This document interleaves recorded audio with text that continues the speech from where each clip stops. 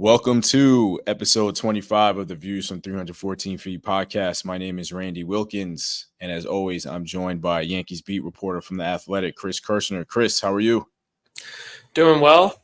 A lot of stuff to talk about after this weekend's games. Might as well just get right into it. Yeah, so Gleyber Torres was benched in the middle of a game on Friday. As everyone that's listening knows about it.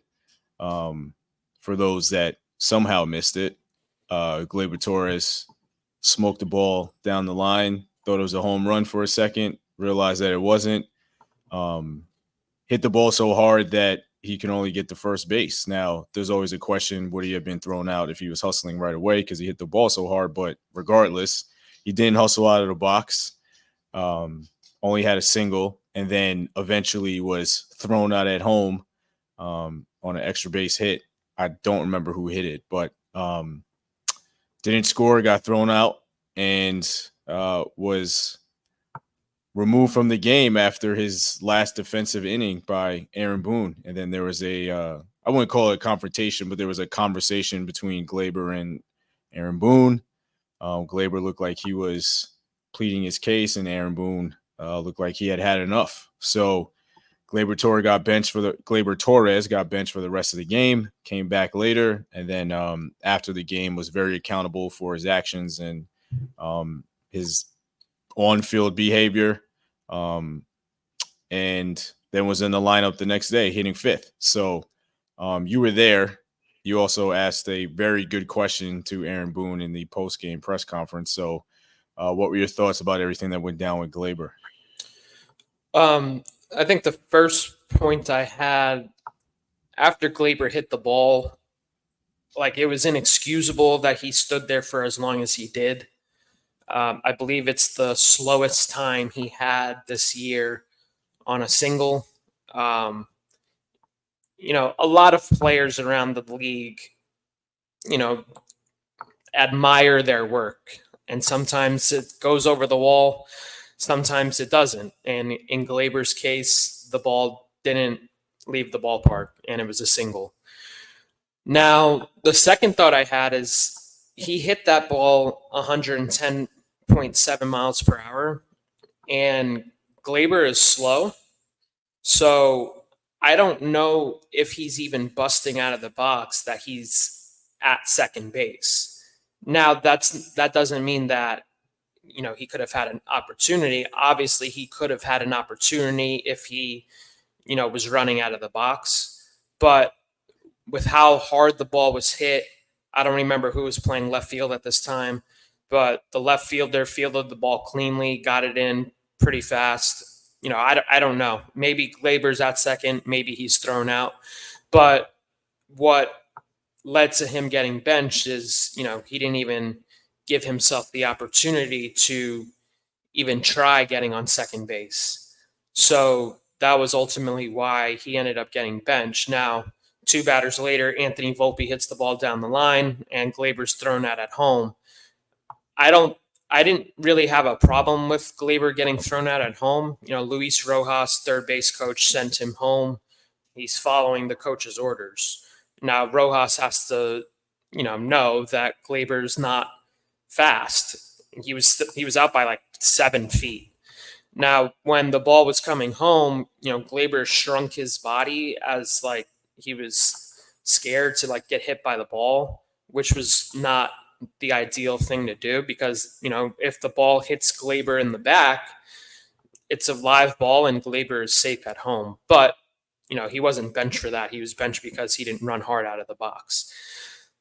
And then, as I was thinking about it, after it became clear that Gleyber got benched, my next thought was, why Gleyber?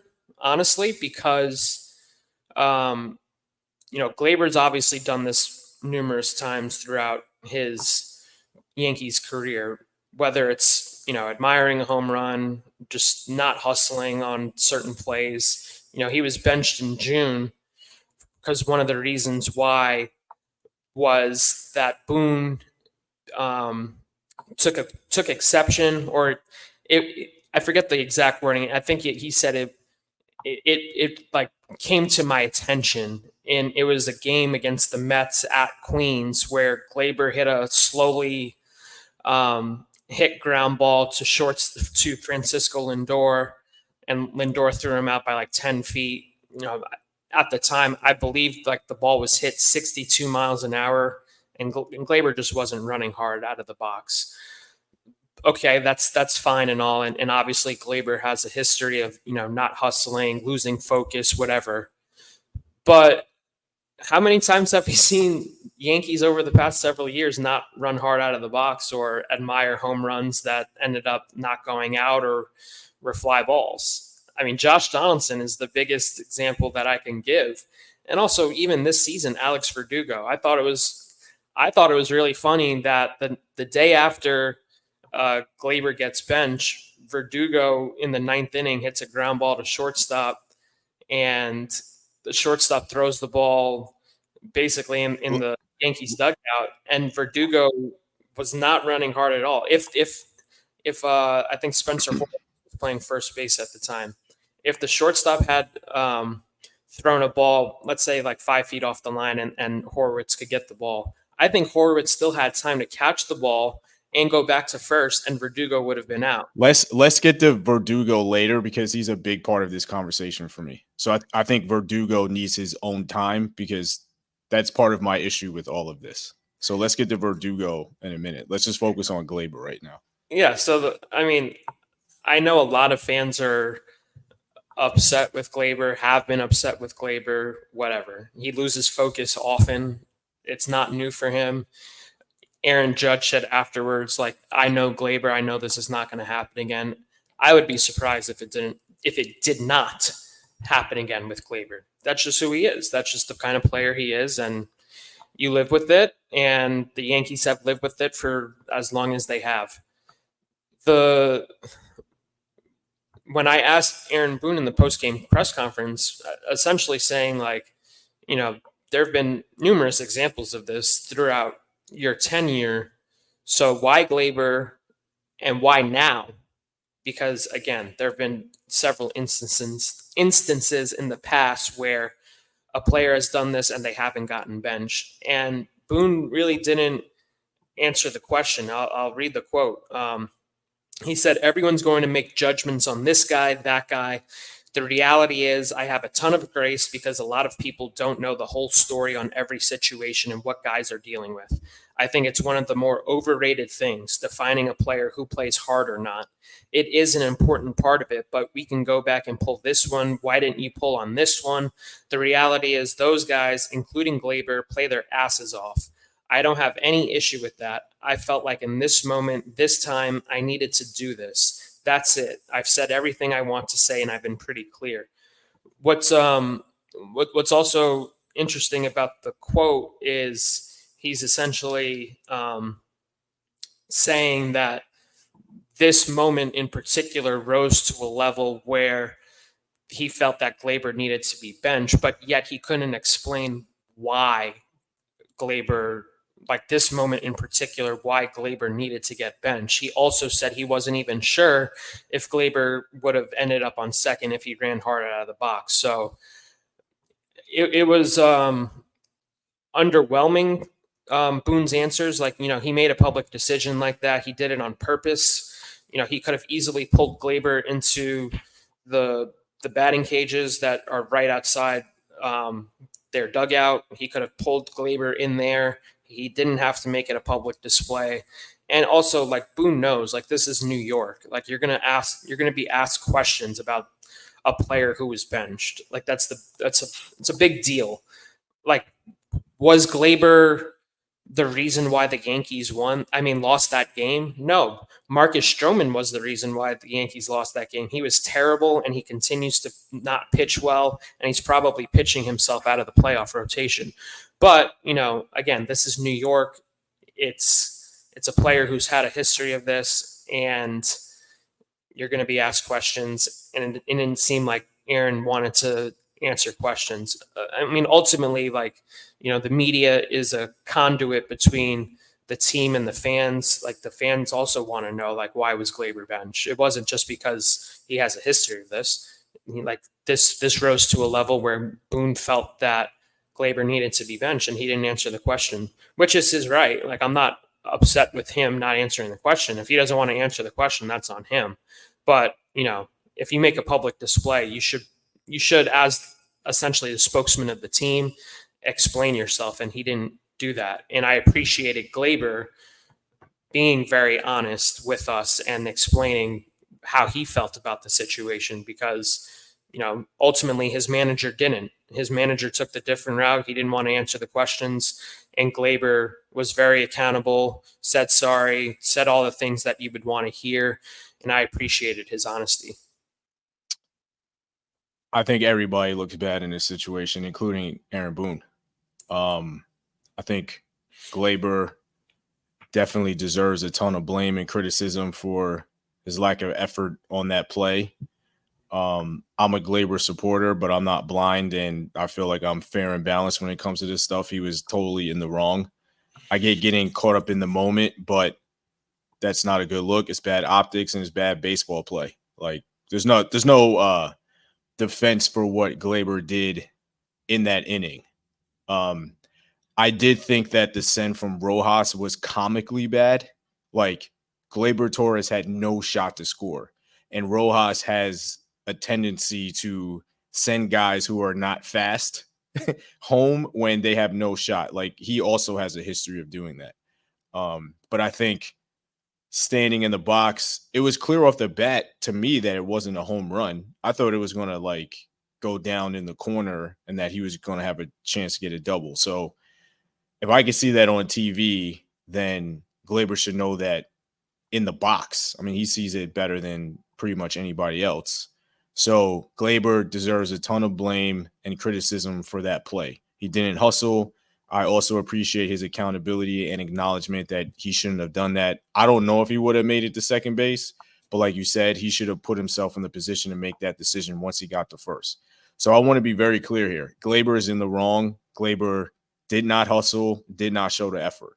So I want that to be very clear when I say the rest of like my feelings on this. I think Aaron Boone's handling of this was just as bad as Gleyber's lack of effort. And I'm at the point now where I've had enough of like Aaron Boone playing this game with everybody. Now, this is not personal. I'm sure Aaron Boone is a very nice guy. Like, I don't want it to come across like I have some like ill will towards Aaron Boone, the human being. I don't. From everything that I've heard, he's a great guy, nice guy, good with people, all that stuff. So this is just strictly about like baseball and being a baseball manager for the New York Yankees, not personal.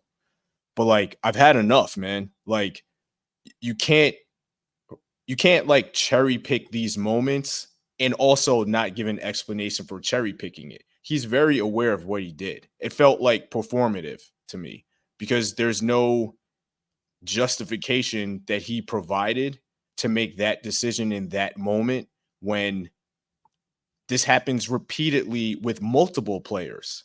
Like DJ LeMahieu did not run to first base in a big rivalry game against Boston, and he went out of his way to protect DJ LeMahieu. And it's like, if the standard is to play hard on every play to put yourselves in a position to win a baseball game, then the rules of punishment need to be uniform as well. Like, I don't understand why Gleyber's history played into that moment when this has happened with multiple players multiple times to establish their own history, and there are no consequences that come along with it. So I got into it with a bunch of people on Twitter about Gleyber's history, and it's like, how can you use the history excuse or reasoning when there's a history this year of multiple players not hustling? There are multiple offenders here with multiple instances of that taking place. Also, in some of those instances, it cost the Yankees runs in a closer game. That Boston game, they lost because two guys didn't hustle. It was a direct contribution to a loss to a rival who was playing well at the time, and you were having a spiral, and they just did not compete. So why did Volpe continue to play? Why did LeMahieu continue to play? Why didn't one of them not get benched? Why wasn't there a situation where they got pulled from the game? Why did they play the next day? Why did you defend DJ LeMahieu? I don't like this is not really about Gleyber to me. It's what you allow and when you choose to institute consequences and repercussions for guys' performance or effort level. I don't understand. And then to have the nerve to not answer your question directly while the player that was punished was more forthcoming than the manager is embarrassing. Like that can't happen. That's unacceptable. Who's running this? Why is the player more accountable than the manager? Why is he more forthcoming than the authoritative figure on the team on the field? Like, how am I supposed to take your authority seriously? And how am I supposed to take your authority seriously when Gleyber is the 5-hitter the next day? He's in the middle of the lineup the next day. And even in your quote, that quote is ridiculous. I know you won't say it. I'll say it. That quote is ridiculous. What are you even saying? I don't understand. He plays his ass off, but you benched him for a lack of effort. You don't know. You think that the idea of someone playing hard or not playing hard is an overrated thing, yet you clearly benched him because of a lack of effort. You have multiple players who don't run hard. They just don't. Juan Soto does not always run hard out of the box. I know it's like sacrilegious to say that now, but like he doesn't always run hard out of the box. I think there was a situation either yesterday or on Saturday where he didn't run hard out of the box, and then he had to, it was yesterday. He didn't run hard out of the box, and then he jammed his wrist in second base because he had to like pick it up. He doesn't do it all the time, but he's Juan Soto, so he gets a pass. He's earned a pass. But like he does it. We spoke about Verdugo. I mean, we spoke about LeMahieu. Verdugo is the biggest culprit on the team. He's also their worst everyday player. Every day, this guy loafs to first base. Every day, every single day. He's on the Yankees because he had bad baseball character in the mind of Alex Cora and the Red Sox. His introductory press conference with the Yankees, half of it was spent defending himself. He's on the team because they didn't like his character. Boston celebrated. And he's brought that. So again, because this really bothered me when like people brought up Gleyber's history. Alex Verdugo is the new guy on the team that they wanted. They wanted him after all that nonsense in Boston. He's the new guy. He hasn't played a full season yet, and he's doing the same thing. He's the new guy. Gleyber's contributed to the Yankees. Gleyber's busted his ass on multiple occasions. He's also loafed it and like has not put forth a full effort. Also, he's done both. Acknowledgement on both. But he's helped the Yankees way more than Alex Verdugo. Alex Verdugo's been terrible. He stinks. He's their worst everyday player now that DJ LeMahieu's not playing anymore or playing regularly. He's their worst everyday player. And not only does he get away with loafing it, and we brought this up a month ago with him, he's batting leadoff. The play with the error is embarrassing. Now, I don't know if this was brought up, but like he didn't play yesterday and he's like going through things. He wasn't going through things on Saturday. So what happened on Sunday? Yeah. He obviously wasn't, he didn't hurt his legs because he wasn't running hard on Saturday. So what happened? It was the first thought I had in my mind was Verdugo bench? I don't know. I mean, if you're a conspiracy theorist, you can definitely come to that conclusion. I thought it was interesting how Boone was answering those questions when we were asking about like why Verdugo wasn't in. He was like, "Yeah, I'm not getting into it. He's all right." But if he's beat up and all right are not the same thing. So I definitely thought it was interesting. He's after what happened the night before with Gleyber, probably wasn't going to say that Verdugo got benched. I don't know. Maybe I'll be able to find out at some point. But I definitely thought it was interesting that Verdugo wasn't in because he clearly was not hustling on that ball in the ninth inning. And also, countless times throughout the season where he's just not hustling. I just thought I thought it was funny. I thought it was a really funny moment because literally the day before, a teammate got benched and Verdugo was running at 25% speed down first base, and he gets bailed out because the ball was thrown, past first base. And again, like you said, he has a history of this. He was benched last year. Alex Cora, one of Boone's closest friends in the big leagues, benched him, and obviously the Cora and Boone talked about Verdugo after he was traded to the Yankees. Cora's not going to throw his players under the bus. Wished him well, whatever. But if you one of the things that Boone was saying after the game was, we hope this is a learning moment. I mean, couldn't you make the same argument for Verdugo? Like the guy was benched last year and he's still doing this on a new team. Like, did he learn his lesson? I don't know. I think it's all dumb. I think the cherry picking is stupid. Josh Donaldson did this in the playoffs. No consequences. He did it. There's montages on Twitter of Josh Donaldson flipping his bat, pimping singles, no consequences. But if we're to believe Boone at his word, he may have been going through something that caused him not to run. So that is why he ended up continuing to play. That's what it was. He was going through suckitis. That's what Donaldson was battling. He was washed and couldn't hit the ball over the fence anymore, and we couldn't come to grips with it.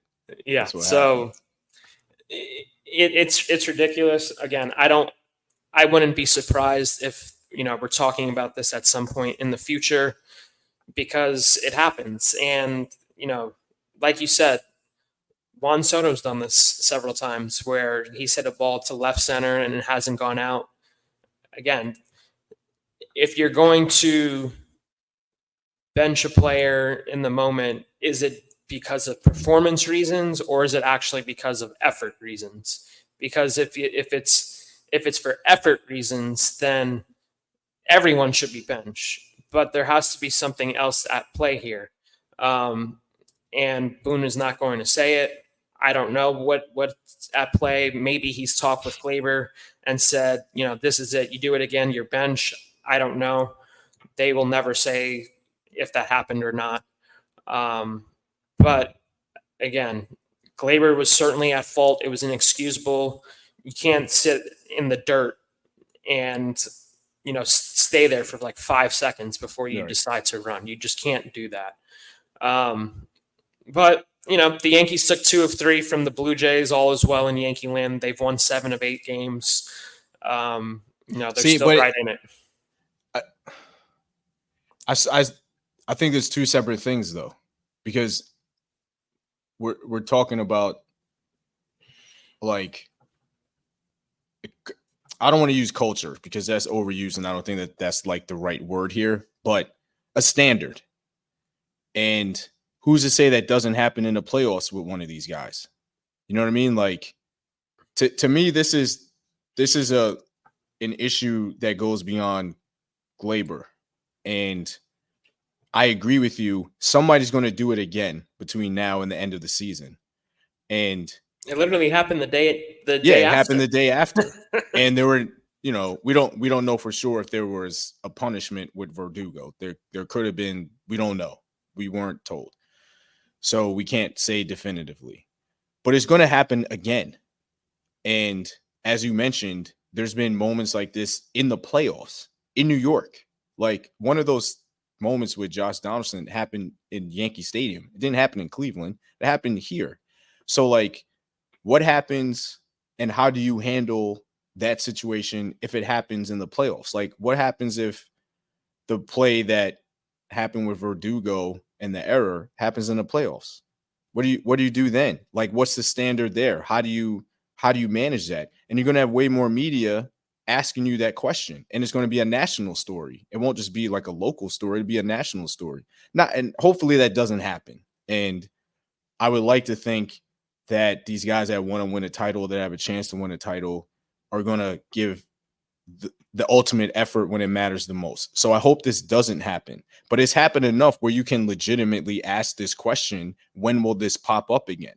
How will Boone, the Yankees, and the team and teammates, players handle this situation? Because it's happened so much that you don't know when it's going to pop up again. We just feel confident that it will happen again. And it's like, how do you navigate this? And do guys respect your authority enough to feel like there would be repercussions if you were to be that culprit? Obviously, Alex Verdugo is one of those people that doesn't care because he did it the next day. So I don't know. Like, sometimes I think we can make a bigger deal out of things than what they are, but they made it a big deal Friday night and then it continued through the weekend.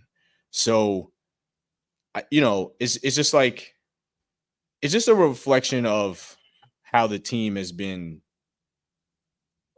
managed with things like this since Boone has been here. And it's like really up and down.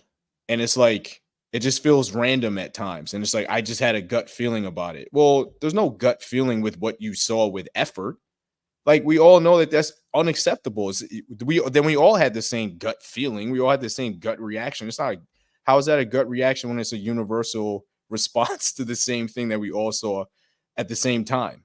You know what I mean? And it's like, it also just bothers me that there was no explanation to let us know, okay, this is the standard, this is what's acceptable, this is what's unacceptable, and this is the line, so that we all know. Because you don't want to attack Gleyber to the end of time if you don't have to. Some people will because they just don't like Gleyber.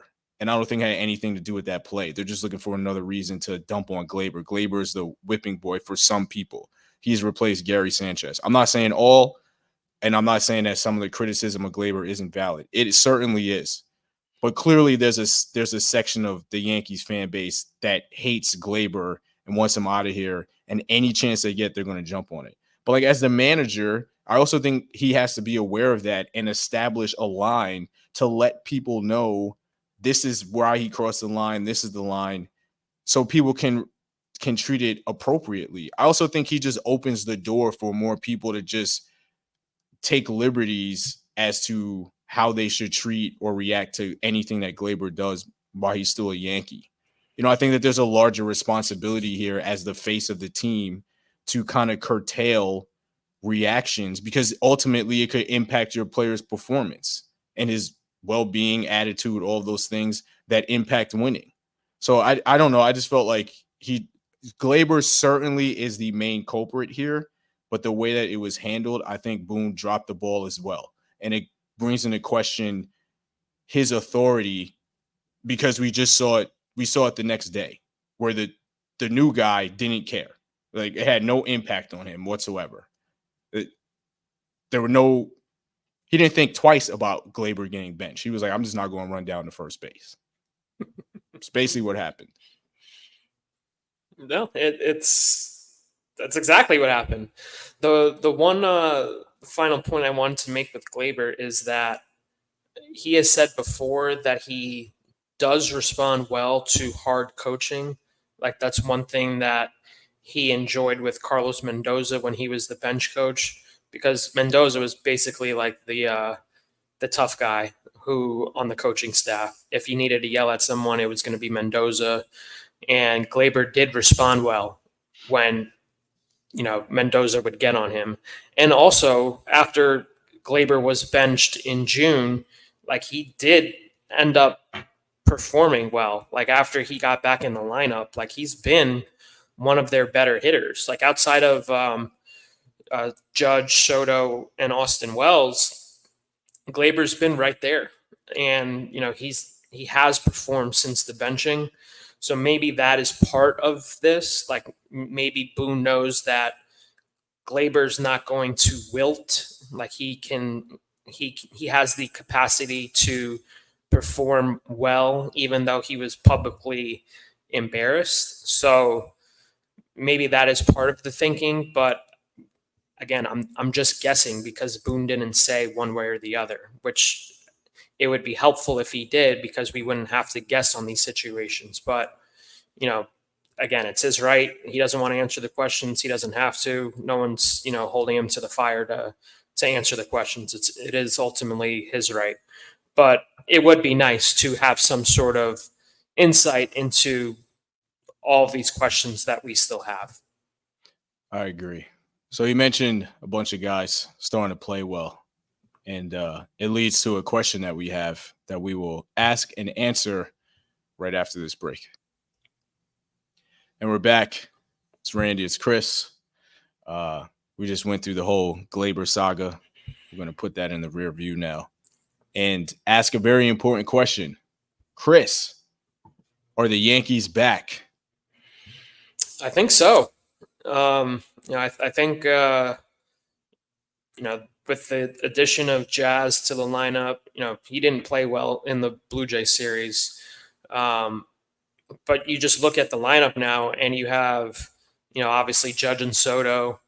Austin Wells has been really good, one of the best catchers, not only in the American League, but all of baseball. Like how he's been behind the plate, and his bat has been really good.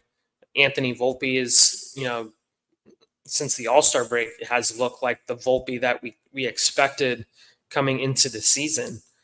His power has been there. His ability to just hit the ball hard has been there since the All-Star break. Very encouraging to see. Carlos Rodon seems to have figured some stuff out. I think it's now 3 consecutive outings where he's been good. He kind of got burned a little bit at the end of his outing on Saturday. Gives up 3 runs. Alejandro Kirk had a bloop single when Jake Cousins came in. So it made his line look a little worse than it ultimately was. I thought he was good on Saturday, even though he gave up 3 runs. Luis Heel has looked good. There's still some question marks with obviously Marcus Stroman, who I touched on before.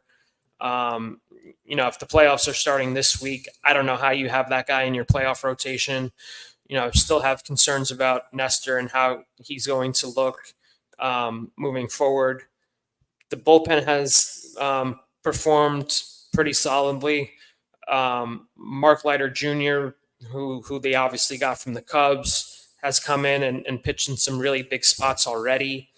Good to see someone coming out of the bullpen and getting strikeouts. Yep. He had a couple of really big strikeouts in Sunday's game. That game's tight, comes in and does his job. Even Enyel De Los Santos has come in and yep. Pitched solidly. It's obviously, I think I talked about it when I was in Philadelphia, but it was clear to me, just looking at the numbers, that the Yankees would have him throw his fastball less because it was just getting hit hard in San Diego. He's been throwing his fastball less in a couple of outings that he's made with the Yankees. He's been throwing his slider more, which had good results. I just don't get what teams are looking at. Why didn't the Padres know this? Why did they have De Los Santos throw his slider more? I don't get what teams are looking at. I'm not in Major League Baseball, but I can see the numbers and it's oh yeah, that's common sense. He should stop throwing this garbage pitch less often. I don't understand. I don't. These guys are getting paid to make these decisions, and I'm the Padres could certainly win the World Series. I think they're now in that category of teams that could win the World Series. They have a really good pitching staff. If they can hit and their guys step up, I wouldn't be surprised if the Padres are in the World Series. I think they're a good team. But, but this particular instance, it's I looked at the numbers for 2 seconds. I'm not watching De Los Santos pitch every day. You see the numbers and it's very clear, throw the slider more. So that's what he's been doing, and he's had success so far.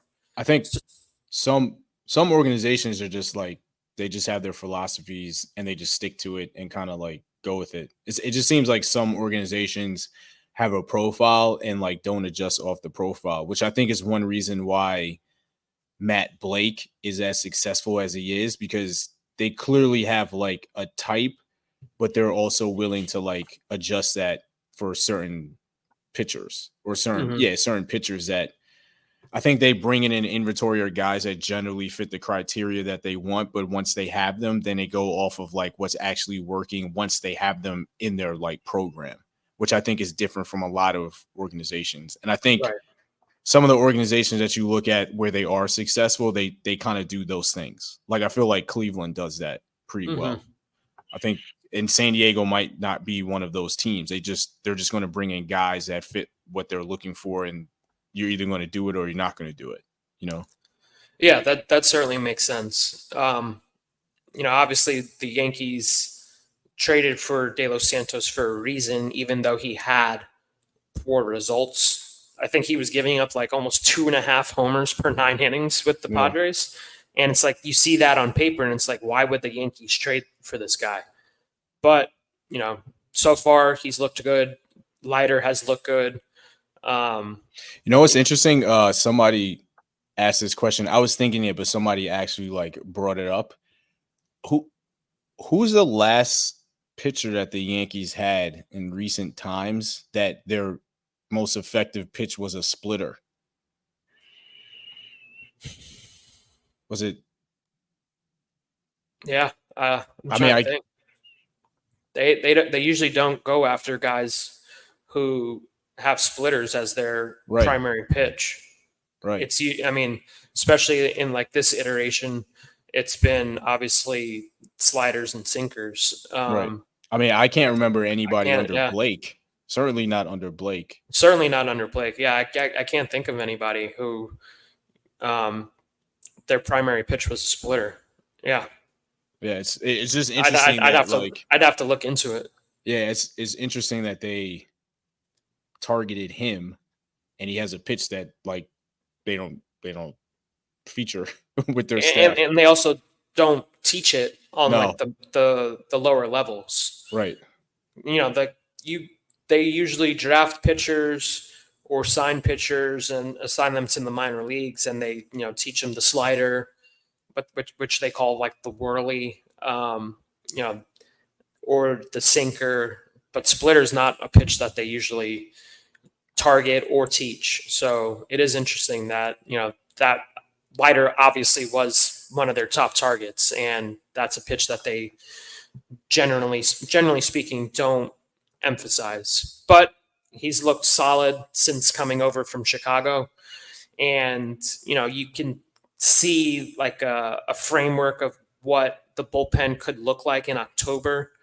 You have in if you need more than 3 outs, let's say like you need 5 outs, you can have Luke Weaver come in right after the starting pitcher in like the 6th inning, have him go 5, have the starting pitcher go like 5 or 6, bring in Weaver, then Canely, then Leiter, and then Holmes. Like we're seeing like the framework of what the bullpen could look like in big spots in October.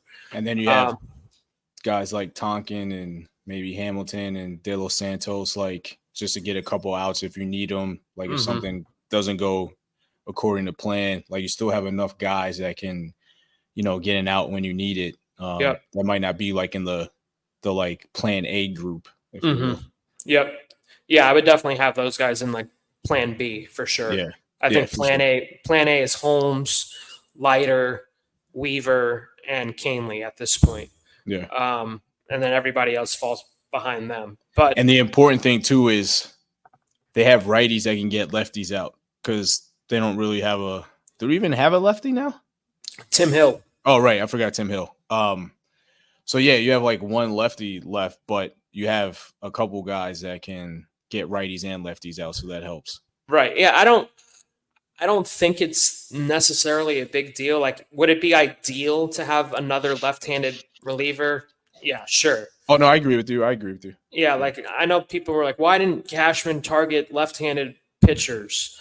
And Canely is really good against lefties because of his changeup. Mark Leiter is also someone who can get lefties out. So I personally don't think it's that big of a deal that they only have one true left-handed pitcher, just because of the fact like they do have guys who can get left-handed hitters out, and that's important if they do end up facing Baltimore at some point in the playoffs, because, they have a lot of good left-handed hitters. They've built their team because, the stupid wall in left field.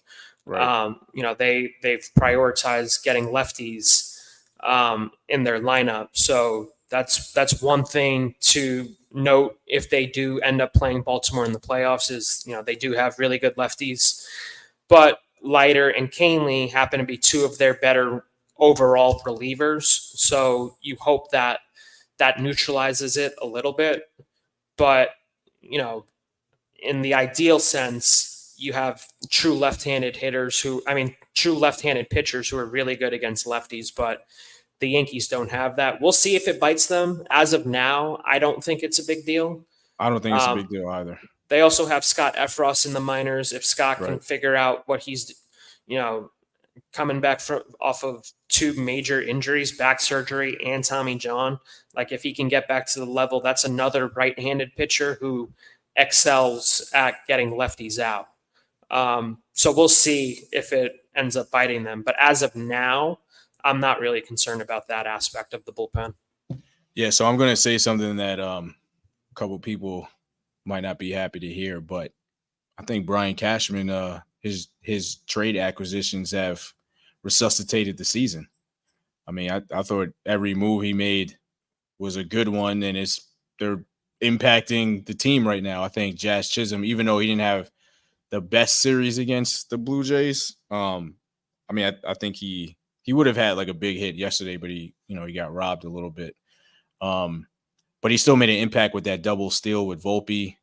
When in the inning where they tied it up, his athleticism has definitely helped. His athleticism has certainly saved them at third base. Yep. So even if offensively he didn't have the best series, I just feel like him being able to play third base has helped a lot. And he's playing a very deep third base and is still able to make plays, which I think is like pretty significant. It's a small detail in like the grand scheme of things, but his athleticism and ability to play a deep third base and still make plays is like helping them out big time now. So I think he's made a big impact. We've talked about Leiter and De Los Santos. We talked about this multiple times on previous episodes that the trade deadline was really going to be the line of demarcation for a lot of teams. And it feels like the Yankees are on the plus side of that. It's clearly changed the energy, but also just like the actual on-field playing performance has elevated itself. They don't have to worry about third base right now. They have another bat in the lineup who's made an impact already, helped them win games, certainly helped them win the Philly series. Leiter's been great. De Los Santos is contributing and is now like somebody that could be in the mix. I think he's going to get even better the longer he's here and they start really figuring out like what his strengths are and like leaning into them. So I think, and I said that when they got him, I thought that he could be like a nice piece for them. But yeah, I mean, the trade deadline, the Yankees are definitely one of those teams that took advantage of it. Even if they didn't get like a huge haul just in terms of quantity, the quality of it has definitely shown itself. I think, we talked about San Diego. I think I'm not sure about Baltimore yet. They brought in a lot of guys, but like Rogers was terrible against Cleveland. I know Jimenez had like a couple hits, and it looks like he's going to be like in a platoon situation, so maybe that helps out. Eflin was good against Toronto, but as we saw, Toronto's not that good, so we'll see. But Eflin's a good pitcher, so I guess Baltimore also is on the plus side of that. But certainly the Yankees have been able to reap the benefits of the trade deadline so far, and it's definitely contributed to this upturn for them. I mean, I wrote after the day after the trade deadline that I thought Cashman did well. Like, obviously, everybody's freaking out because they didn't get 7 stars Right. at the trade deadline. But like, I thought the moves he made sense. Like, you could see how they could project into October, which like all this is about October. Ultimately, the Yankees are going to be in the playoffs, whether they win the division or they're a wild card, they have a spot. So everything's really just focused on October. Like, you could see these guys having impacts in October, and that's what it's all about. Ultimately, no, personally, like if I'm Brian Cashman, I do think I would have traded for Jack Flaherty.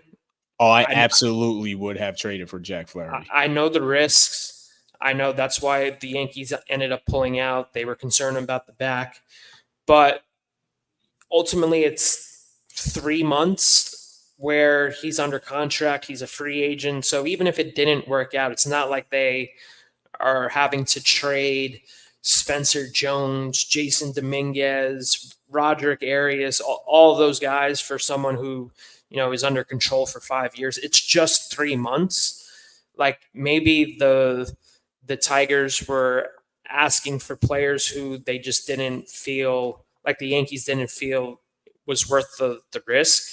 But again, like we've talked about this since December when the Yankees traded for Juan Soto. Like this is a really critical year, and you have to do everything you can to put yourself in the best possible spot to win the World Series.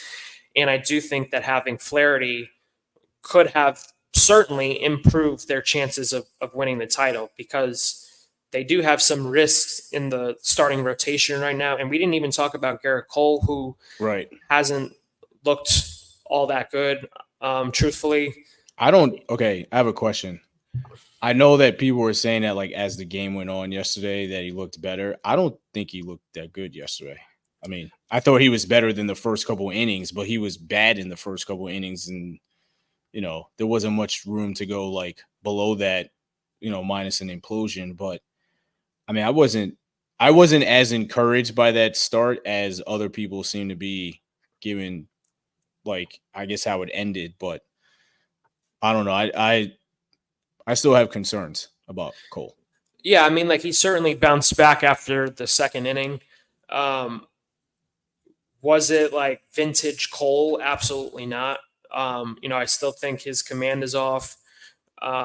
He's getting hit hard, and the Blue Jays lineup is dreadful, Right. and they were squaring him up. It's I think he's only made 8 starts now, so it is still relatively early. And like we were saying with Aaron Judge back in April, I'm going to give Judge and Cole the benefit of the doubt that they will end up figuring it out. I think Cole is one of the smartest pitchers, not even pitchers, players in the game. I assume he will look like Garrett Cole at some point. As of now, he hasn't. So he is a little bit of a question mark, but just given his track record, given how smart he is, given how diligently he works of figuring out ways to, beat opposing teams, like I still believe that he will look like Cole at some point. But one issue that the Yankees are facing is if Cole is going to look like a diminished version of himself for the rest of the year, I don't know if they can win the World Series. I don't. Yeah, I don't. I think Cole is probably hell. I mean, you can even make an argument that he's more important than Aaron Judge just because of how important pitching is in the playoffs. And if he's going to look like a diminished version of himself, like I don't know if the Yankees can win the title if he doesn't look like himself. And that's why I think making the risk for Flaherty was worth it because of how well he has pitched this year. Like he's unquestionably been one of the top 7 pitchers in the sport this year, and adding that player to your roster gives you a better opportunity of winning. Yeah, and he was good against Oakland in his first start with the Dodgers. So I could look good against Oakland though, so I don't know if that means anything. I don't know. They have some players on that team. I mean, they're not like totally. They're not the White Sox. Yeah, they're not the White Sox. I mean, Brent Rooker's been one of the best hitters, and Lawrence Butler's been Butler good. has been looking like Barry Bonds. Yeah, and I also think the A's beat them one of those games too. Yes, they did. The difference between Cole and Judge, like April Judge and Cole, is that there was an injury with Cole. and he has been playing catch up the entire time. There wasn't an injury with Judge. I mean, I know that there was like that little moment in spring training where he missed some time, but that wasn't like significant, like Cole's injury.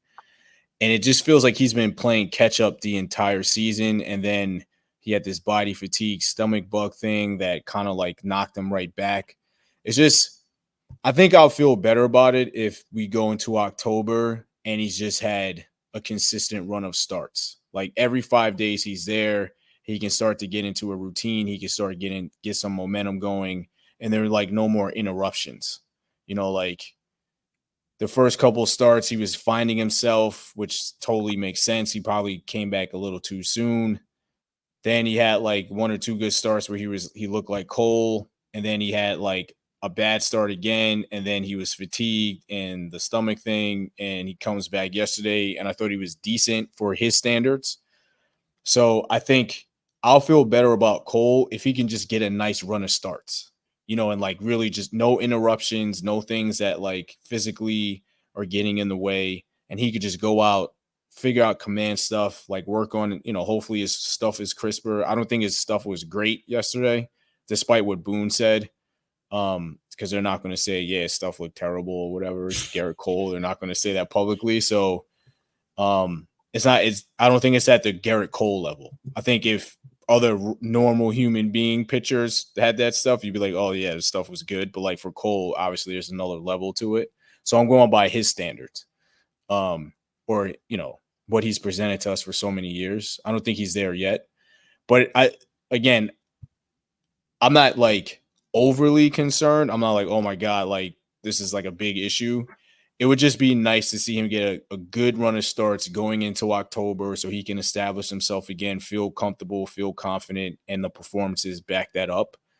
And then if you have that, then I feel like the Yankees are fine on that end. Then he could just go out and pitch and be their ace in October. But I think, just speaking on August 5th, with all these kind of like up and down performances, then some physical stuff popping up, there's just a little bit of uncertainty and a lack of consistency right now that I think needs to be addressed as the season goes on. So I think that's probably a better way for me to describe it rather than just like outright concern. It's just an interest in seeing consistency both physically for him and then just like performance wise to just be like, okay, Garrett Cole is back. He can lead the staff and kind of take care of some of the issues that are happening on the back end of the rotation. And I certainly think right now Stroman has no shot of being in the playoff rotation. He's their worst starter. I mean, I don't see what the case would be for anyone to say he deserves a spot in the playoffs. Like I don't even know if he would make the roster. Like he's not going to pitch out of the bullpen, and I don't think he's on the rotation. Right now, to me, does he have a spot on the playoff roster to even contribute? I mean, he's been that bad. He's that unreliable. And I don't think you can, in 2024, go into a playoff series relying on a guy who throws 90 miles per hour that is solely dependent on hitting the corners. Like, not just because it's a command performance thing, but I don't trust these umpires. Like, you really have to, like, get the right guy behind the plate to help him out. If you have like who we saw yesterday, Tripp, he's going to get smoked. Like, and it might not even be like all Stroman's fault, but he's not going to get the corners. I mean, that strike zone was like, it was all over the place. You know what I mean? So if like you have to consider those things, then and you just have bad performance, like I don't see where Stroman fits on the playoff roster, let alone the rotation. Yeah, I mean, if Stroman's not in the rotation, he's off the roster. Yeah. He doesn't profile as someone who, their stuff would look better coming out of the bullpen. Like, it's just simple. If he's not going to be one of your playoff starters, he's not on the team. Like, you can put Nestor in the bullpen if that's what you wanted. He's a lefty, crafty lefty.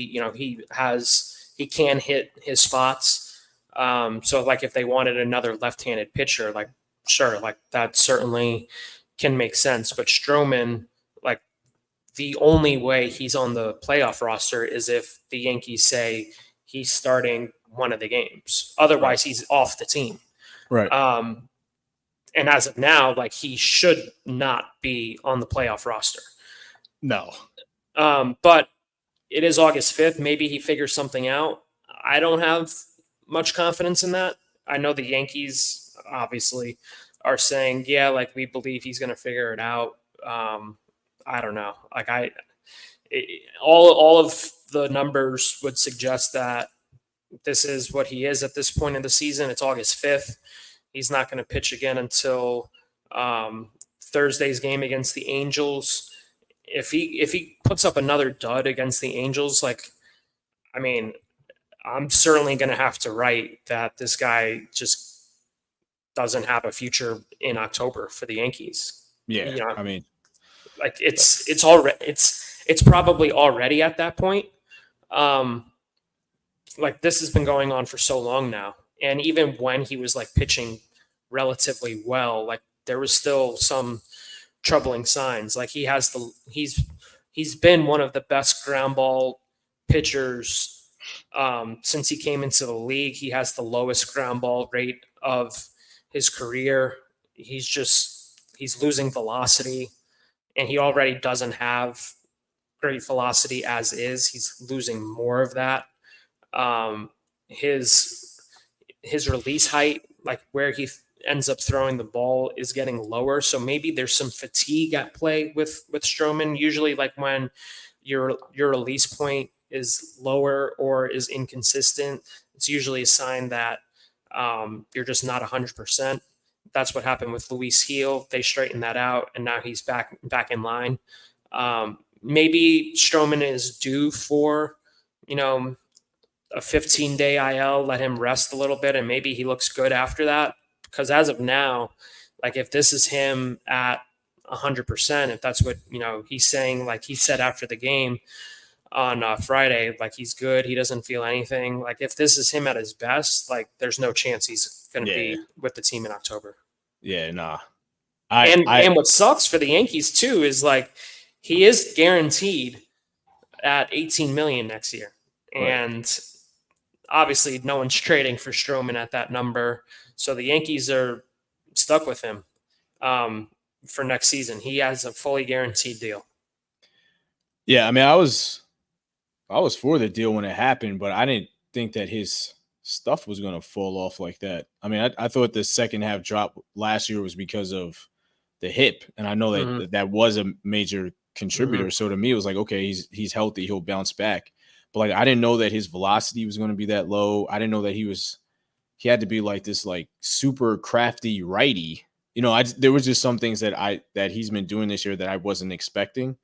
And it just hasn't worked out so far. I mean, it's just he was throwing 88 on Friday. Like, yeah. 88 to major leaguers, like, they're licking their lips. I don't care, like, how crafty you are. Like, if you're throwing 88, I'm sorry, like, you're going to get tagged. Yeah. And it's a problem that he is losing this much velocity, and he also can't find his spots. Like, there were so many so many pitches that he had on Friday where, like, his slurve or his sinker was right down the middle. And at 88 miles an hour, any major leaguer is going to square that up and send it over the fence or send it down the line or the gaps at 115 miles an hour. Like, they love that. So if he can't hit his spots while also losing velocity, yeah, I mean, like, I don't see a scenario where he is pitching in a game 3 or 4 in the ALCS. Like, I can't see that. Yeah, I agree.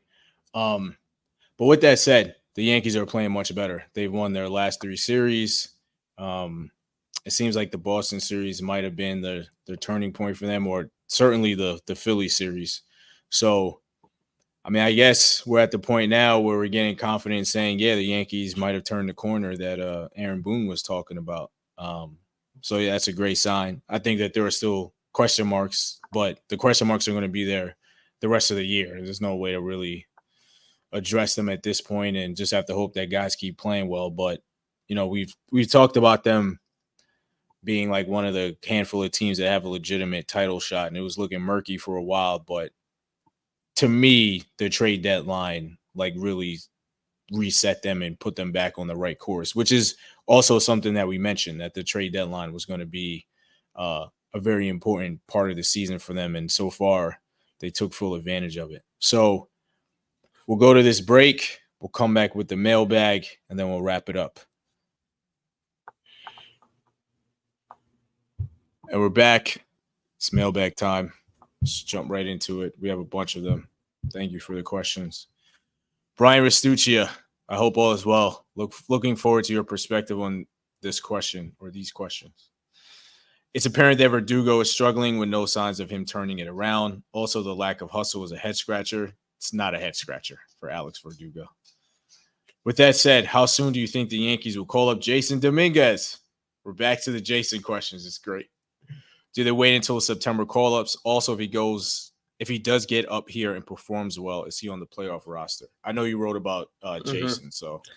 Yeah. I asked Brian Cashman when he spoke with us the day after the trade deadline, just like what the plan is. Like reading into his answer to my question, it definitely seems like they are waiting it out.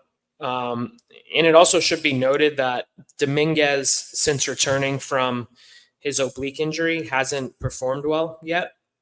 He's had a couple moments, but overall, like he just hasn't hit well just yet. But I do believe that one of the reasons why I wouldn't expect Dominguez up until rosters expand, or obviously that goes out of the window if Verdugo gets hurt or Stanton gets hurt again. But if they don't need him, I do think that they'll wait until rosters expand. And one of the biggest reasons for that is Jason Dominguez has 31 career at-bats.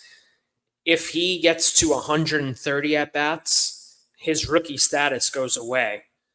And that's important because going into 2025, like you expect or have a feeling at least that Dominguez will be on the opening day roster next season. He might be the team's starting left fielder or center fielder, depending on what they do with Aaron Judge. Judge has played a little bit of left field this year. I personally don't think he's looked that great in left field, truthfully. But Dominguez is a center fielder. He has more range than Judge, so he could play either of those positions. I don't expect Alex Verdugo to be back next season, mainly because they're trying to get Juan Soto, and they're going to put every dollar and resource into signing him. And if they do sign him, then I expect costs will be lowered around that move. And one of the ways to do that is by having Jason Dominguez on the opening day roster next year.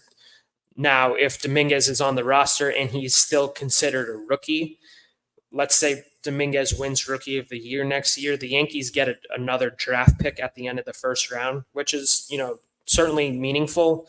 The Diamondbacks and the Orioles both had extra draft picks this year because Corbin Carroll and Gunnar Henderson were Rookie of the Years. And one of the ways to get that extra essentially first round pick is the player winning Rookie of the Year has to be a top 100 prospect on 2 of 3 major publications: MLB Pipeline, ESPN, and Baseball America. Dominguez obviously is a top 100 prospect. So the Yankees could keep his rookie status going into 2025. Also, they can delay his free agency another year, which is also important. Like, general managers don't only think about like the current year they're in. General managers are also thinking several years into the future. And obviously Dominguez is an important part of that. So they're going to do what it takes to not only, see what they have in Verdugo and Stanton, but they're also thinking about several years into the future. I had a conversation with the former Hawks GM when I was covering the Atlanta Hawks, and he said, like, if we win a championship, that's cool, but like I'm thinking about 2028, and and beyond. Like it's hard to live in the moment sometimes as a general manager because part of the job is looking into the future. So to answer your question, like I still think that Dominguez coming up out of need is probably not going to happen until um, rosters expand. I just don't see him coming up, especially with like him um, being a rookie in 2025. I do think it's important that they have that rookie status, just based off what I said. Like if he's the starting left fielder or center fielder, like he certainly immediately becomes one of the prohibitive favorites of winning Rookie of the Year, and that helps the Yankees organizationally. Yeah, and I think if he's on the roster in September, there's a strong chance, unless he just totally bombs, that he'll be on the playoff roster. Yeah, For sure. 100%. I think as of now, Dominguez is one of the best position players that the Yankees have. And even if he starts or doesn't start, like he's still going to be on the playoff roster if he Yeah. looks competent. Yeah. Doesn't mean he's going to start, but you still have to have him on the roster because he is a good player who could help in certain situations. Yeah, I agree. All right, Joshua Finchler. Do you see them trying to stretch Luke Weaver back to being a starter next season like they did Michael King last year? Or will his calling card just be as a fireman reliever, 7th, 8th inning guy? Too early to say. I have no idea. Yeah. Weaver's having the best year of his career in this role. Unlike Michael King was always talking about wanting to become a starter again. That hasn't come out of Weaver's mouth this year. He's enjoying the success he's had. So unless like Weaver is like pushing to be in the starting rotation next year, I would expect him to still be in this role. But I don't know. Like it's still very early. I can't really answer this question. Yeah, I think we'll worry about that next year. The OG, Stephen Tidings, the Views from 314 Feet OG and co-founder, Stephen Tidings. After the deadline, I always begin to think about the guys internally who can help plug holes. Who are the guys in AAA or I guess AA that have a realistic shot of being a contributor, even if it's just in September? Beyond Jason and Will Warren, is there someone you see as a potential impact player? If no, what potential role could Warren play, since we discuss Jason all the time? Love the pod as always. Shout out to Steven. Yeah, I mean, there's a couple of pitchers who, could find their way into the bullpen, especially if guys go down or, they're just balling out in AAA and they think there's something there. They option Nick Birdie to AAA, with his stuff. Like he can certainly be a factor at some point for the Yankees in October. Wouldn't be surprised about that. We talked about Scott Efros. If he can look like himself prior to the injuries, maybe he's a candidate. Victor Gonzalez, who they DFA'd, like he's still in AAA. Like if they feel forgot he's still in the organization. He's still there. If they feel like they need a lefty reliever, he's an option. Outside of that, like I don't see any position players helping. Like Oswald Peraza has been hot lately, but they don't care. The Yankees have shown you like what they believe Oswald Peraza is at this point, so I wouldn't expect him. B-Boss, maybe if Gleyber goes down with an injury, but that's only in like extreme cases. Like the pitchers are really the only ones who I can see. As for Warren, I wouldn't be surprised like if the Yankees in September want Luis Gil as fresh as possible. Like they can certainly scale his workload back and have Warren make spot starts. That's certainly an option because I suspect that Warren will be in strong consideration of being the pitcher who gets called up in September just to see what's there. Maybe they have another bullpen arm, but it would make a little sense to see what Warren has just because he could be someone who comes out of the bullpen and gives you multiple innings. I don't know. But yeah, I do think that him making spot starts in September, you certainly can't rule that out, especially with Luis Heel.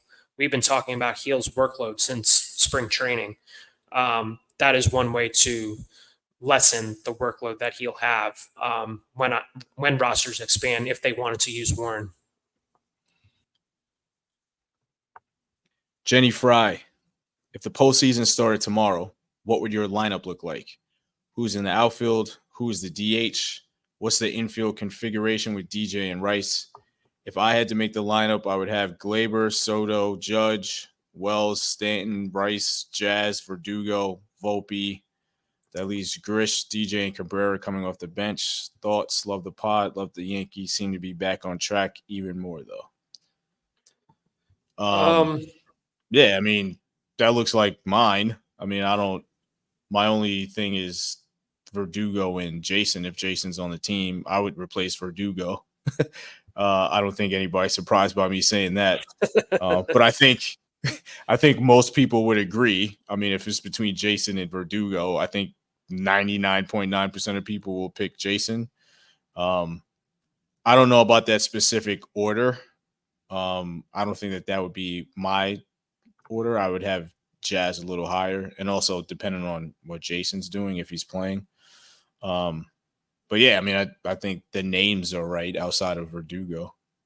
Yeah, I can't give an order off the top of my head just because a lot of it is also matchup dependent. Like, I don't know in this, hypothetical who the Yankees are playing, what the pitcher, like their splits are and all that stuff. So I think the names are correct. I would certainly have Rice over DJ at first base. I just think Rice is the better player. He hasn't had good results, but his BABIP is extremely low. It's the same thing like we were talking about Austin Wells, honestly, in April. Wells was hitting the ball very well. It was very apparent that when luck started going his way, that Wells would see results. Like, I still think Rice is making really good decisions. He hits the ball hard. Like, I'm not worried about Rice at this time. Like, I still think like the potential is certainly there. So I would have Rice over LeMahieu. And, if Verdugo is still a below average hitter, good defender, like I think you can get that with Dominguez, honestly. And the potential of Dominguez doing something great is higher than Verdugo's, in my opinion. So I would also go with Dominguez over Verdugo, just because if Verdugo is going to be like a 85 to 90 WRC plus and provide good defense, like I think you can get that with Dominguez. And 100%. Dominguez also offers the power threat that Verdugo just doesn't have. And he's a switch hitter. He's a switch hitter. He brings speed. Yeah, I mean, I think it's a no-brainer in my opinion that I would have Dominguez over Verdugo, but we're still 2 months out from this, so we'll see. But as of now, that's what I would do. I would have Dominguez over Verdugo, even if Dominguez is not hitting as well as he did last season. Like, I still think like the potential that he brings is higher than Verdugo's. Yeah, I mean, that feels like a no-brainer. Yeah, I'll leave it at that. Randy Cadenhead. The future of Jose Trevino and others heading into 2025 and the last Diaz-led umpiring crew. How does MLB even tolerate such performance? Do they even review and evaluate them? Yes, they evaluate them, and mainly like in the regular season, there's just nothing that they're going to do. But in the playoffs, as you know, there aren't many games at that point, and the worst umpires just don't get those assignments. That's how it works out, like in those moments. Not to say like all the umpires in the playoffs are good, but the worst performing ones don't get those assignments. Like, you won't see Diaz in the World Series. No, and let's hope we don't see. I can guarantee that. let's hope we don't see Trip Gibson in the playoffs. Period. I mean that was a joke, and we might need to start evaluating the evaluators because, I mean, umpiring is at an all-time low in my opinion. But everybody knows that. If you listen to the podcast, you know how I feel about umpires. But it's like it yeah, it's bad. It's bad. It's like impacting games way more than it should. You're always going to have the human element, but I mean, come on. Yesterday was a joke for both sides. Yeah, For it was both bad. sides. It Like, was come really on. bad. You can't It do that. was. There was I don't know if it was yesterday or I think it was yesterday. It might have happened twice with George Springer, where George Springer got hosed on two horrible calls, and it might have been one in the last two games. But like, it was on both sides, and it doesn't even out, and it doesn't even matter if it evens out. You're impacting that moment. You can't get that moment back. So like the whole like evens out thing, yeah, that might be a thing, but that doesn't like change the moment where it actually took place and it's like influence on how the rest of the game goes. I mean, it's just like the judge walked yesterday. He saw 6 balls and then he strikes out. It's like the Springer at bat was ridiculous. I mean, it's just bad. It's got to stop, man. Like, it's enough. Getting back to the question now. Yeah. I mean, that was one of the questions. Yeah, that was about Jose Trevino. He's under team control for next season, and then becomes a free agent in 26. At this point, I think Austin Wells is clearly the number one catcher on the Yankees. I think Trevino got supplanted with this injury. Wells took the opportunity and has performed very well. Now, again, going back to what I was saying about Soto, the Yankees want Soto. Like, they want to give him all the money. And I still think that the only way Soto is not a Yankee for 25 and beyond is if he just doesn't want to play for the Yankees. I think they will be, one of the teams that offers the most money. I think the Mets certainly have the capability of offering the most, but I do think the Yankees will be right there with the Mets, whatever the number comes out to. One of the ways that they can save a couple $1 million is by either trading Trevino or non-tendering him. They probably won't non-tender him just because like he does have value. He is one of the best defensive catchers in the league. And if they wanted to trade him, I do think that plenty of teams would like to have Jose Trevino. Like, as of now, like, just based off what I said with them trying to save money, it wouldn't surprise me if Trevino is not with the Yankees next season. They could have Carlos Narvaez be the backup catcher, or any other catcher that's around who is cheaper than Trevino will be. Trevino's making 2.73 this year. His arbitration number for next season will probably be somewhere 3.1, 3.2. It's decent money for sure. And if the Yankees wanted to save that, I do think that he would have a lot of trade interest around the league. There's just there aren't many good catchers, and Trevino is one of them. So I do think that they could get something if they did try to trade Trevino next year. But if I was betting on it, I would say Trevino is not with the Yankees in 2025. Yeah, I can see that happening. Just gotta hope that Narvaez or somebody else can fill up that spot. I think we should talk about this in the next podcast, but the young guys have really made an impact now. Like, there's been this whole thing, the Yankees can't develop young guys, and that's clearly not the case. I mean, that's just an incorrect statement for multiple players now. And I'm amazed, quite honestly, at how Austin Wells has taken on this workload.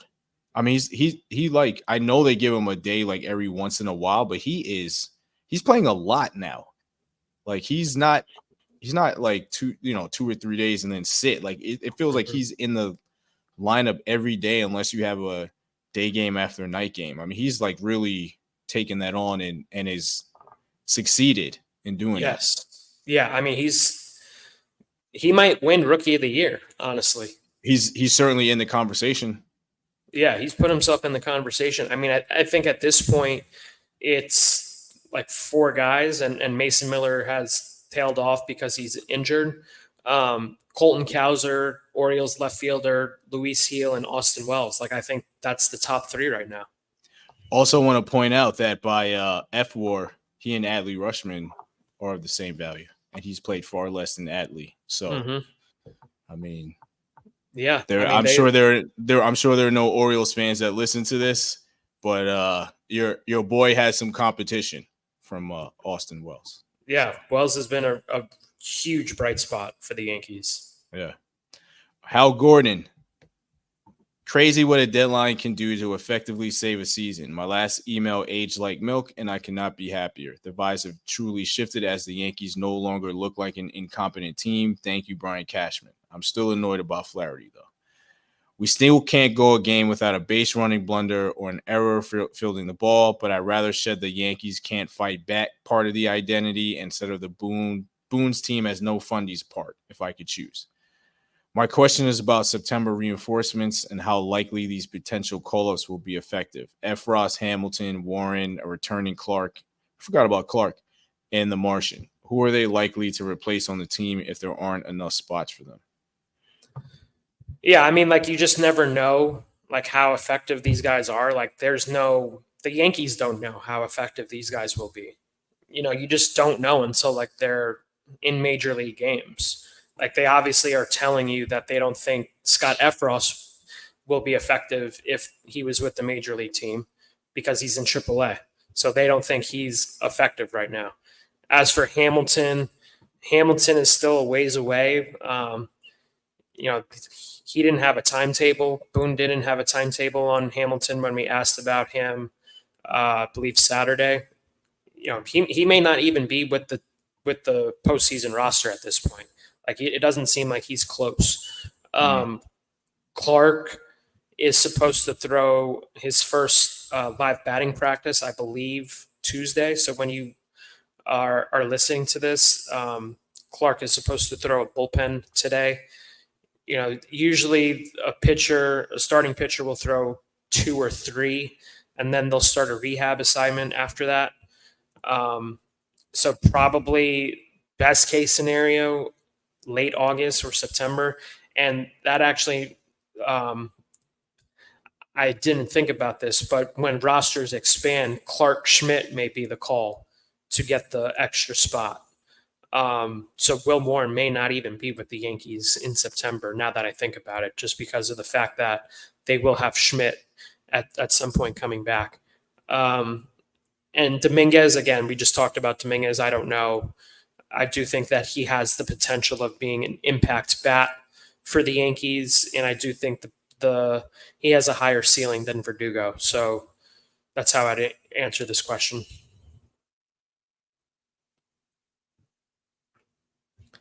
You're muted. Sorry. The power of the mute button. William Orsland. Love the podcast. Quick question. With the Blue Jays intentionally walking Aaron Judge so many times and probably more teams to follow, would Boone consider moving Judge up to the leadoff spot? Not only does your best hitter get the most at-bats this way, but it feels like a more dangerous game for opposing managers to put Judge on first base with no outs with Soto, Stanton, and Wells coming up. The way Judge is hitting, even if Stanton heats up in the cleanup spot, wouldn't opposing managers rather take their chances with a hot Stanton than the best version of Aaron Judge we've ever seen? I don't think it matters. I mean, Joe Girardi mentioned this yesterday in the broadcast, and I agreed with him.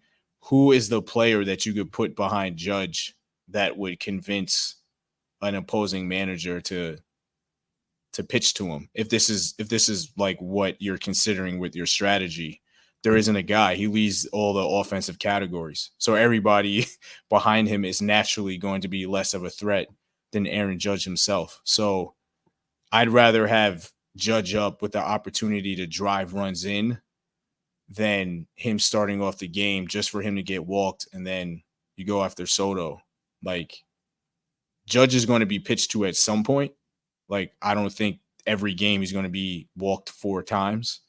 So he is going to have opportunities to impact the game. I'd rather those few opportunities or however many opportunities that present themselves be with the potential for multiple players on base and multiple like run damage than him just leading off. I think we spoke about this over the break. Like in 22, they let off. There's at one point in the season, there was nobody else in the lineup besides Gleyber. It was a necessity. You know, they didn't really have a choice. That's not the case now. They have multiple options. They can rotate whoever they want in the leadoff spot, but Soto is always there. And Wells is hit well enough. I think Stanton will be fine once he gets going. They just need to give Stanton at bats, by the way. That annoys me that they sit him. And it's just like, I know you're building him up, but he's not doing anything but hitting. Like, you don't need to build him up. Like, you should have given him a rehab assignment.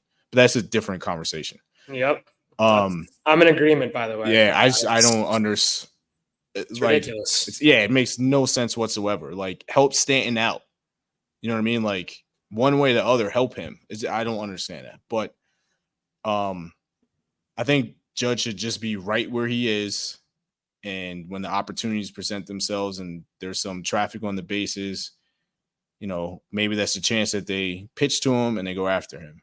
I think some teams will pitch to him, though. Like, I don't think everybody's going to do what Toronto did. Like, John Schneider made a choice, which is fine, but he's also killed the Blue Jays since John Schneider's been there. So I'm sure John Schneider's just sick of it. You know what I mean? Like, some of it is just the human element. Like, I'm tired of this guy busting my ass every day. I don't think every team is going to do that, and I don't think that's going to happen in the playoffs. They're going to go after Aaron Judge. Like, I think that in those scenarios, you can't roll the dice that much. You know, they pitched to Barry Bonds in 0-2 a lot in the playoffs, you know, and the Angels still won. So I think when you have the better teams, they're going to say we're good enough to either beat you or win while still pitching to you. So some teams might do it, but I don't think when it gets to like the crucial games that we're going to see that a ton, just because there's too much on the line with every at bat. There was a lot of overreaction this weekend to Judge getting intentionally walked, and it's not new that he's been the best hitter in baseball, and no team before the Blue Jays went this route. And now everybody's saying like, oh my God, like, you know, he's going to get walked 200 times for the rest of the year. Like, no team besides the Blue Jays has really done this all season. And Judge has been the best hitter by far in Major League Baseball. So I don't think it's going to be a trend where every game he has 2 intentional walks. Like, I don't see it. I don't. That's not to say that he won't get intentionally walked more often. Like, I do think that's possible, but going, what did he have? Like 4 or 5 intentional walks this series. Like, I think that's extreme. I don't think that's going to continue. And I do agree with you that teams are going to pitch to him in certain situations just because like they have no choice. I do think that in the playoffs, you know, maybe the teams are more cautious with like having them beat him. And, you know, if Austin Wells or Verdugo gets a single or something, like they'll live with it. Because Aaron Judge is in scoring position the moment he steps into the batter's box. And you do have to be somewhat cautious with that just because he can flip a game with one swing. But again, like you said, teams did pitch to Barry Bonds in the playoffs. The Angels pitched to Barry Bonds. And they pitched to Aaron Judge. Yeah, and they pitched to Aaron Judge. They pitched to him too. They pitched to him in 22 and wasn't the same guy. So and also one of the big reasons why Boone moved Judge to the leadoff spot in 22 is because they wanted him to get 62 home runs. Right. And that was a way to ensure that he had the most at-bats possible every game to hit 62 home runs. It wasn't because like it was like the best strategy for the Yankees, they felt. They wanted to help Judge hit 62 home runs. That's Right. one of the biggest reasons why they did it. So I don't think that the Yankees will move Judge to the leadoff spot. I don't even think they'll move Judge to the number 2 spot. I think they're fine with the production that they have gotten. I believe they have the best offense in baseball at this time. Let me see, quick check. Yep, the Yankees have the best offense in baseball, 119 WRC plus, and that's with Judge hitting third. They're not going to change it. Yeah. I mean, yeah, I don't think they should. So thank you everyone for your questions. There were a lot. We appreciate it. Thanks for all the interest and enthusiasm to send us questions. We appreciate it. We're running a little long, so we're going to get out of here. You can find us on your favorite podcast platforms. You can also find us on YouTube of the same name. Please give us a 5-star review. Chris, any final thoughts?